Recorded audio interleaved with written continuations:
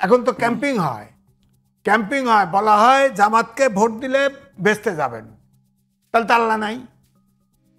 আরে কোরআনে তো বলা আছে বেস্ত দোজক বানাইছে আল্লাহ, আপনার বিচার করবে আল্লাহ, বস্ত দোজক স্যাংশন করবে আল্লাহ।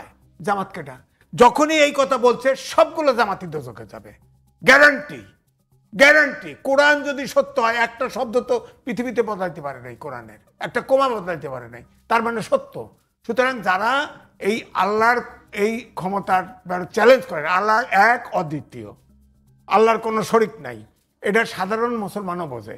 তো আপনি বলতেছেন জামাতে ভোটে, আরে আমার ইমিডিয়েট ছোট ভাই জামাতের ফ্যামিলিতে বিয়ে করছে, সেই ফ্যামিলির থেকে এসে কয় ভাই জামাত করেন ব্যস্ত ভাইবেন। তখন আমার ছোট ভাই সেও নামাজ পড়ে, আমি কোরআন নিয়ে আসি, তোমরা জামাত নিয়ে ব্যস্ত যাও গা, হ্যাঁ বলে দিছে। তো তারা মূল ক্যাম্পিং হচ্ছে যে জামাত করলে ব্যস্ত যাবেন। তো তাহলে এটা সবগুলো দোজখে যাবে। এই যে যত টুপি দাঁড়িয়ে নিয়ে রেখে চলে সবগুলো দোজখে যাবে। আল্লাহ এবং কোরআন ঠিক, ওরা দোজক নির্ধারিত। আমি বরং আমার বিচার হবে অন্যায় করলে কিছুদিন পরে হলেও বেচতে যাবো, ওরা বেচতে যাবে না। ওরা কাফের,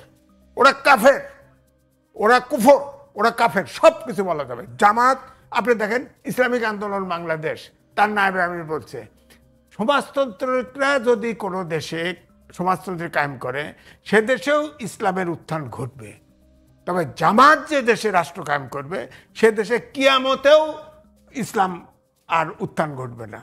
কই এখন তো তারা এক জায়গা হয়েছে। এরা কি আপনি দেখেন, আমার কাছে অনেক ভিডিও ধরা আছে ইসলামপন্থীদের, জামাতকে কেউ ইসলামে বিশ্বাসী কোনো দলই মনে করেন না, অথচ ইসলাম বেঁচে। এটাকে একটু রনি ভাই আপনার কাছে শুনবো যে আপনি কি যদি আজিজ ভাইয়ের কথা ঠিক ধরে নেই, তাহলে একেবারে ডক্টর ইউনূস তার সরকারের যে উপদেষ্টারা আছে তাদের এর আগের যে জীবনচারণ, তাদের আগের যে এক্সপেরিয়েন্স, তাদের বিভিন্ন জায়গায় যে অভিজ্ঞতা যোগ্যতা, সেটা কি কোনো কাজে ইসলামপন্থীদের সঙ্গে যায়?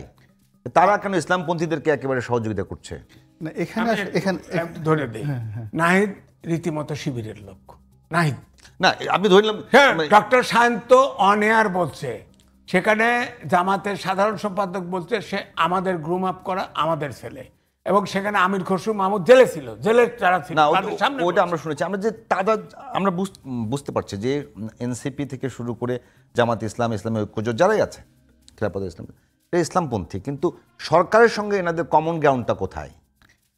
কমন গ্রাউন্ডটা হলো স্বার্থ, ক্ষমতায় যাওয়া, দলবাজি করা, লোক ঠকানো, এর বাইরে অন্য কিছু নাই। মূল ব্যাপার হলো যারা দেখুন এই মুহূর্তে সরকারের সাথে এসে জুটছে, এদের সবারই একটা ইকোনমিক ব্যবস্থা আছে, ব্যাংক আছে, বিমা আছে, মাদ্রাসা আছে, দাতব্য প্রতিষ্ঠান আছে, এবং এগুলোর সাথে শত শত নয় হাজার হাজার কোটি টাকার লেনদেন জড়িত। এখন এই লেনদেনটাকে পাকাভুক্ত করার জন্য, আরও টাকা উপার্জন করার জন্য তাদের রাষ্ট্র ক্ষমতা দরকার।